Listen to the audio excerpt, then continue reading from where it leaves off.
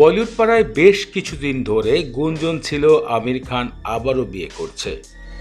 এর আগে দুটি বিয়ে সম্পূর্ণ করে বিচ্ছেদ করেছেন বলিউডের পারফেক্ট অ্যাক্টরস আমির খান।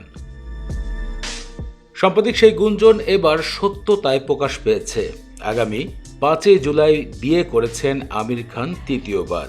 ছোটবেলার ভালোবাসা গৌরী স্পিড, তাকেই বিয়ে করেছেন তিনি। দীর্ঘদিন তাদের পরিচয় ছিল। সাম্প্রতিক বিয়ের বিষয়টি নিশ্চিত করেছেন এবং তিনি তার ৬০তম জন্মদিন অনুষ্ঠানে পরিচয় করিয়ে দিয়েছিলেন গৌরী স্পিডকে। আর তারপর থেকে ২০২৫ থেকে ২৬ পর্যন্ত ১ বছর তারা একে অপরের সাথে দীর্ঘদিন ভালোবাসার সম্পর্ক গড়ে নেওয়ার পরেই বিবাহ বন্ধনে আবদ্ধ হয়েছেন ২০২৬-এর ৫ জুলাইতে।